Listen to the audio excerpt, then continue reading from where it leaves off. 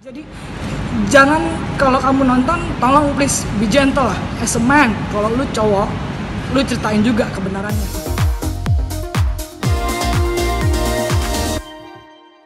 Selamat siang teman-teman media, terima kasih udah datang ke konferensi pers saya. Konferensi pers hari ini Selasa tanggal 5 Oktober 2021 untuk menjawab ya.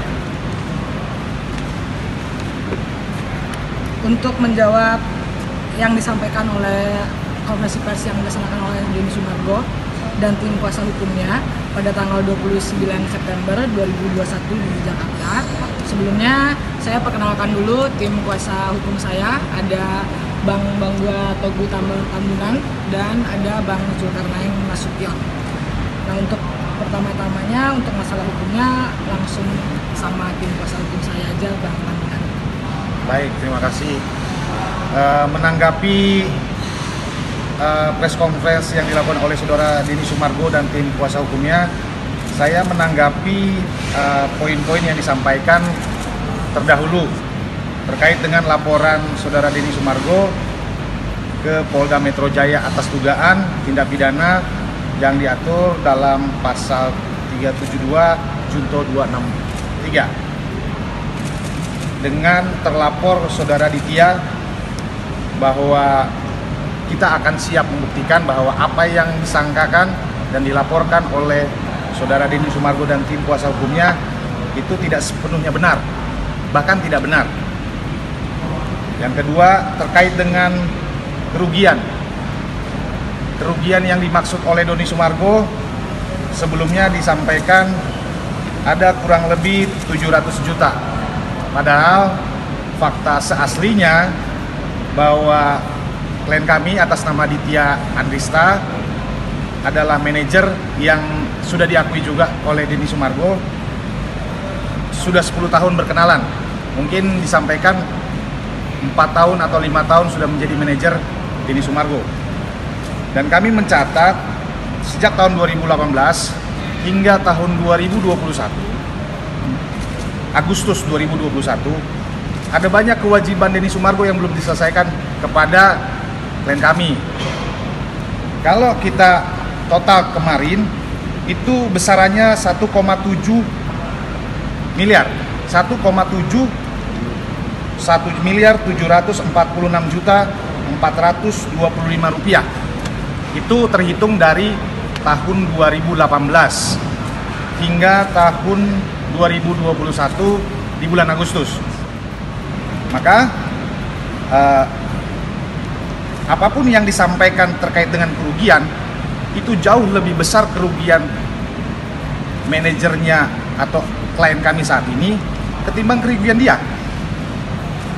Lalu bisa saya sampaikan lagi terkait dengan dia tidak transparan, bahwa faktanya artis itu mintanya beres, cariin gua kerjaan, lu cariin kerjaan buat gua, lu selesaikan semuanya, bahkan kontrak-kontraknya. Dan itu bukan hal yang baru. Dan setiap pekerjaan yang ditawarkan oleh klien itu pasti disampaikan secara lisan dulu kepada talentnya, termasuk kepada Denny Sumargo. Boleh kami catat bahwa di tahun 2018 penghasilan Denny Sumargo yang di-create oleh saudara Ditya atau klien kami 721. Tahun 2019 1.785.000.000, naiknya 100%. Di tahun 2020 itu 2.600.000.000, naik lagi. Di tahun 2021 sampai Agustus 2,9, hampir mencapai 3 miliar. Artinya ada progres. Keberuntungan seorang Denny Sumargo merekrut atau menunjuk saudara Ditya menjadi seorang manajer. Kalau untuk payment dari klien itu dua-duanya, bisa ke saya, bisa ke si talentnya sendiri. Ada beberapa talent yang nggak punya NPWP, udah pasti ke saya, karena kan harus bayar pajak. Oke, kayak gitu. Terus untuk masalah papa saya, nih saya juga mau nambahin dari, maksudnya tadi pernyataan lawyer, saya mau nambahin secara pribadi. Denny Sumargo itu bertemu sama papa saya cuma 2 kali. Yang pertama, pertemuan pertama itu di waktu dia ada event off air di Surabaya. Kebetulan papa saya waktu itu lagi di Surabaya. Saya pertemukan. Karena apa? Karena dia sudah melakukan hal di luar batas terhadap saya. Papa saya mengetahui, papa saya akan bertindak. Saya bilang jangan, nanti aku kenalin. Sekalian dia mau minta maaf. Jadi di Surabaya itu pertemuannya adalah dia meminta maaf kepada papa saya telah melakukan hal-hal di luar batas terhadap anaknya, gitu. Terus yang kedua itu pertemuan waktu saya menikah tahun lalu, Agustus 2020. Itu tidak ada pembicaraan atau nggak ada ngobrol sama papa karena papa waktu itu kondisinya udah sakit. Jadi habis datang maksudnya habis acara pernikahan saya, papa langsung naik ke kamar. Langsung naik kamar hotel, nggak ada bicara sama teman-temanku sama sekali atau tamu undangan tuh nggak ada gitu. Jadi kalau dia bilang papa nitip ke dia untuk bimbing saya, mungkin memberitahu dia untuk jangan begituin lagi anak saya. Diapain sih Mbak? Tanya aja sama orangnya. Makanya saya bilang dia ngegelar konferensi pers tuh, saya pribadi saya sebenarnya nggak mau sejauh ini gitu. Maksudnya karena saya 10 tahun hubungan sama dia, sudah lebih dari between manager and talent gitu, udah lebih dari itu. Jadi kalau ngomongin preskon, saling menjelekkan, saling menjatuhkan, saya tidak mau. Dari mulai pertama tanggal 26 Agustus 2021, saya sudah dengan itikat baik menyelesaikan ini, datang ke rumah dia, terjadi kesepakatan, sudah clear. Saya rekam, saya kasih ke lawyer saya, bukti bahwa kita sudah clear, selesai baik-baik. Semua yang dia minta saya udah kasih. Jadi setelah itu besoknya dia bersama talent-talent yang lain nge-breakdown rekening koran yang saya kasih tanpa seizin saya. Jadinya begini ya, saya kecewa juga, tidak sesuai dengan apa yang diomongin di Kamis malam itu, tanggal 26 Agustus gitu terhadap saya. Makanya terus yang kedua tadi perihal apa tadi? Mau kejujuran, mau apapun itu yang saya hadapi 10 tahun sama dia, saya struggling sama dia 10 tahun itu bukan hal yang mudah. Kalau kalian nanya, kalian media kan pasti pintar cari-cari info, tanya aja, itu saksinya masih pada hidup kok. Apa yang dilakukan ke hidup saya selama 10 tahun. Dan ada statement dia dan lawyernya bahwa saya ngeblok sosial media dan WhatsApp-nya.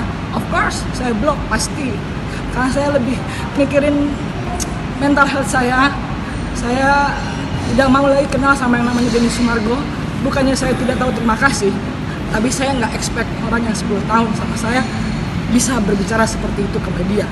Karena prinsip saya, kalau apapun masalahnya bisa dibicarakan secara private, tidak usah muncul ke publik.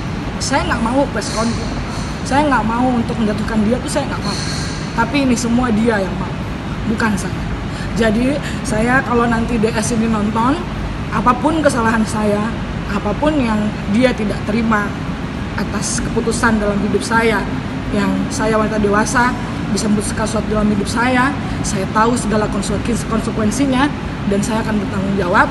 Jangan pernah bawa lagi papa saya atau orang-orang terdekat saya, jangan.